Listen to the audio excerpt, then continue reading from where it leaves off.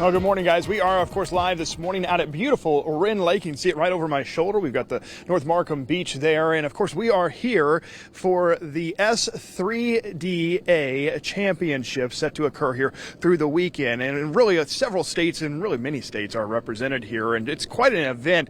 You can see the banner here behind me. And the S3DA, it stands for Scholastic 3D Archery. And we're going to have a little bit more about this event. It also coincides with the Cesar Wren Lake Days and the Cesar Homecoming coming up this weekend. So a lot of events going on here in the northern part of Franklin County through the weekend. Great views coming in elsewhere across the region. We've got quite a bit of sunshine out there. We do have some haze in a few locations. As we head into this afternoon, we'll see some of that haze probably thicken up with as we see some of that wildfire smoke moving in from northern parts of Canada. We've got 61 right now in Mount Vernon, 66 in Marion, 63 currently in Cape, 64 degrees at this hour in Paducah. As far as rain chances go, still staying small over the next couple of days. We are going to see some summer-like heat and humidity, though, start to build as we make our way, especially towards the second half of the weekend. As far as pop-up storms go, well, most of those are going to be out across the Ozarks and back into parts of southeast Missouri. If you're in southern Illinois, rain chances are much lower. Cold front moving in from the north. Now, this is not a real strong cold front, but it is going to have an impact on our weather as we make our way into this afternoon, as parts of southern Illinois will be behind that front, and that means that readings there will be a little cooler. In fact, the Wabash River Valley, say from Carmi over, say, closer to Mount Carmel, those areas may only be in the low 80s this afternoon. Meanwhile, Mount Vernon to, say, Benton and southward to Marion into the mid to upper 80s, and then closer to 90 and maybe even some lower 90s across parts of southeast Missouri. Notice the rain, though, staying to our south and to our west for the most part as we make our way into this evening, cooling back fairly quickly. Tomorrow morning, waking up upper 50s and lower 60s.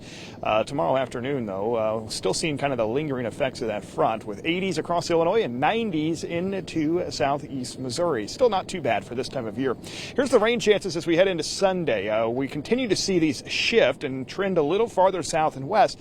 That's not great news for those that are in Illinois that maybe are needing some of the rain, as we continue to see some of the heavier rain totals also shift to our south and west. Strong storms next couple of days staying to our south. This same corridor that's been dealing with it day after day, really extending from the plains all the way into parts of Mississippi and Alabama and parts of even Florida. It's very rare, by the way, for us to be dealing with severe weather that far south this late into the season. But once we head into Sunday, notice still the bigger chance for severe storms to our south, but maybe an isolated strong storm or two into the Missouri Boot Heel on Sunday afternoon.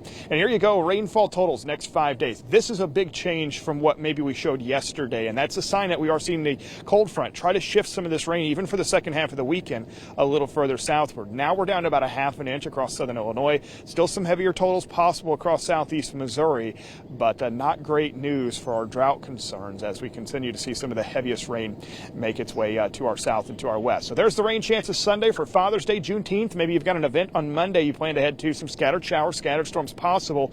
Rain chances start to clear out towards the middle of next week, and temperatures climb back into the upper 80s. We'll be right back.